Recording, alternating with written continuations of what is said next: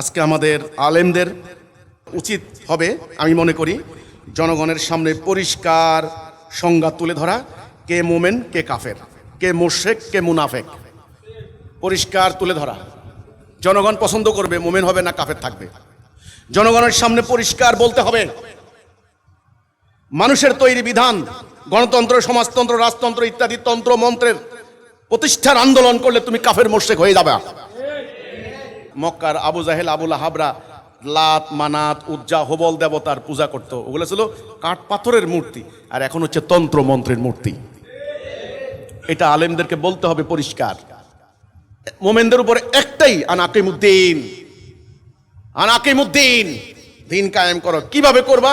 আল্লাহ বলে দিয়েছেন, কাতিলহুম হাত্তা লা তাকুনা ফিতনাতু ওয়া ইয়াকুনুদ দীনু কুল্লুহু লিল্লাহ। যুদ্ধ হবে দিন প্রতিষ্ঠা করার জন্য। মোমেন ঈমান আনার সাথে সাথে তার উপর জিহাদ ফরজ। সূরা হুজরাতের 15 নম্বর আয়াত। নো কম্প্রোমাইজ, কিতাল করে, যুদ্ধ করে আল্লাহর দ্বীন কায়েম করতে হবে। তবে আপনি মোমেন, আপনি মুসলিম, আপনি উম্মতে মুহাম্মাদি। আল্লাহর দ্বীন বাদে মানুষের তৈরি তন্ত্র মন্ত্রের আন্দোলন যদি করেন, যেই পার্টি করেন, ঈমান থেকে আউট। জুম্মার নামাজ পড়াইয়া কোলাকুলি কইরা পত্রিকায় মুসলমান সাজানোর কোনো সুযোগ নাই। গরু কোরবানি দিয়া হুজুর রাইনা কোরবানি জবাই করে জায়েজ করে দিয়েছেন হুজুর, এর কোরবানি দিতে গেলেন কেন? আপনি কার গরু জবাই করছেন? আপনি কি তাকে জিজ্ঞাসা করেছেন তুমি কি ঈমান এনেছো? কার নামাজ পড়ছেন আপনি? কে আপনাকে বলছেন ইক্তাদাতুল বিহাযাল ইমাম? মিথ্যা কথা। এরা আপনার আনুগত্য করে না। এর প্রত্যেকের দলের সভাপতি, সেক্রেটারি আছে, তাদের আনুগত্য করে। জনাব হুজুর, আমার কথার প্রমাণ পাবেন, খালি একটা হুকুম দিয়ে দেখেন, দেখবেন আপনার চাকরি নাই আর। ওরা যে বলে ইক্তাদাতুল বিহাযাল ইমাম, এই ইমামের আনুগত্য করি, এটা ভণ্ডামি, লোক দেখানো। ফাওয়াইলুল লিল মুসাল্লিন, যারা দ্বীনকে মিথ্যা সাব্যস্ত করেছে। সূরা মাউন। মুসাল্লিন, এই মিথ্যাবাদী মুসল্লিরা। মক্কার কাফেররাও এরকম মিথ্যাবাদী মুসল্লি ছিল। এরা গুপ্ত, বর্ণচোরা, এরা লুকিয়ে ছিল। আল্লাহ বলছেন, তোমরা আল্লাহকে ধোঁকা দিতে পারবে না, নিজেকে ধোঁকা দিচ্ছ। আমার বান্দা যত সময় বের হবে তোমাদের মুখোশ খুলে দেওয়ার জন্য, আল্লাহ বলেছেন, আমি আমার বান্দাদেরকে পাঠাবো, আমার বান্দাকে পাঠাবো। ঠিক আল্লাহ রাসূল এসে পুরো মক্কার কাফেরদের মুখোশ খুলে দিয়েছেন।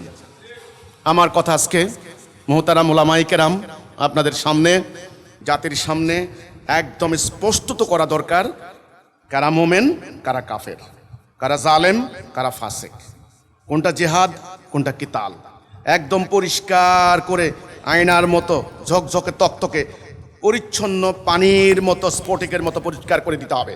কোনটা বাইন মাছ আর কোনটা দোলা সাপ মানুষ নিজেরাই দেখে নেবে।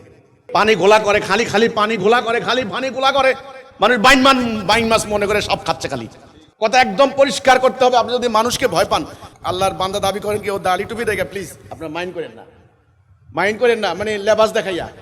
এটাও আল্লাহ কিন্তু একেবারে পিন মারে দিয়েছেন আরেক ধারায়, ইন্নাল্লাহা লা ইয়ানজুরু ইলা সুয়ারিকুম, আমার সুরত দেখাইও না, আমি সুরত দেখি না, আমি সুরত দেখি তোমার কলব এবং তোমার আমল।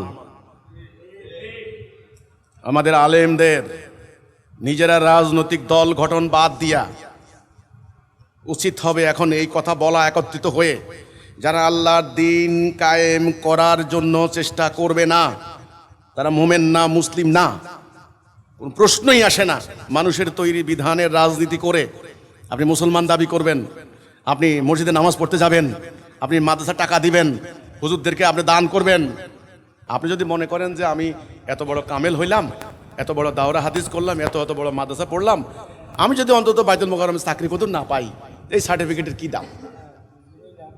তাহলে আমাকে মাফ করে দেন, আমি আপনার সাথে নাই। এরকম যদি রাসূলুল্লাহ করতেন, তাহলে এই কিতাব আমাদের পর্যন্ত আসতো না।